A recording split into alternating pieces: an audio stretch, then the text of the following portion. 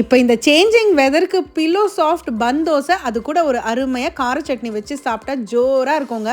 இதை ஆக்சுவலி இன்ஸ்டண்ட்டாக செஞ்சிடலாங்க. வீட்டில் இருக்கிற 2-3 பொருட்களை வச்சு ரொம்ப சுலபமாக பண்ணிடலாம். ஒரு பவுல் எடுத்துக்கோங்க. 1 கப் ரவைக்கு 1 கப் தயிர் சேர்த்துக்கோங்க. கூட 1/2 கப் தண்ணி ஊற்றி நல்லா மிக்ஸ் பண்ணி ஒரு 20 நிமிஷம் ஊற விட்டுருங்க. ஊற டைமில் இதுக்கு ஒரு தாளிப்பு ரெடி பண்ணிக்கலாம். 2 டேபிள் ஸ்பூன் எண்ணெயில் கடுகு, சீரகம், உளுந்து, கடலைப்பருப்பு, பச்சை மிளகாய், இஞ்சி, வெங்காயம் இது எல்லாத்தையும் நல்லா வதக்கிட்டு ஸ்டவ் ஆஃப் பண்ண பிறகு துருவன பாதி கேரட்டும் கருவேப்பிலை கொத்தமல்லியும் சேர்த்து ரெடி பண்ணி வச்சுக்கோங்க. இப்போ நல்லா ஊறி இருக்கிற ரவை மாவை கொஞ்சமா தண்ணி விட்டு அரைச்சு எடுத்துக்கோங்க. அதுல 1 டீஸ்பூன் உப்பு நம்ம ரெடி பண்ணி வச்சிருக்கிற தாளிப்பை உள்ள சேர்த்துக்கலாம். இதுல நான் 2 சிட்டிகை பேக்கிங் சோடா சேர்த்திருக்கேன். உங்களுக்கு வேண்டாம்னா ஸ்கிப் பண்ணிடுங்க. ஸோ இதை செய்யறதுக்கு இந்த மாதிரி குழியான தாளிப்பு கரண்டி எடுத்துட்டு 2 டேபிள் ஸ்பூன் எண்ணெய் ஊற்றி அதுல இந்த மாவை 1/2 கரண்டி ஊற்றி ஒரு மூடி போட்டு வச்சிருங்க. லோ ஃபிளேம்ல தான் வேகணும். 2 நிமிஷத்துக்கு அப்புறம் அந்த சைடு திருப்பி போட்டு மறுபடியும் 2 நிமிஷம் கழிச்சு எடுத்தீங்கன்னா பன் தோசை ரெடி. இந்த மாதிரி தாளிப்பு கரண்டி இல்லாதவங்க ஆப்பம் செய்யற பேன்ல கூட தாராளமா செஞ்சுக்கலாம். அழகுக்காக ஒரு சைடுல எள்ளு சேர்த்துட்டு நீங்க திருப்பி போட்டீங்கன்னா பார்க்க நல்லா இருக்கும். இதோட டீடைல் லெங்தி வீடியோ யூடியூப்ல கொடுத்திருக்கேன். லிங்க் ஸ்டோரிஸ்ல இருக்கு பாருங்க.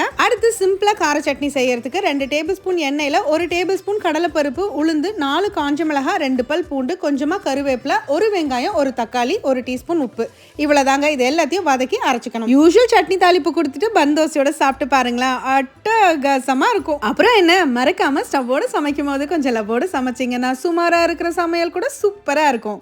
எப்படி?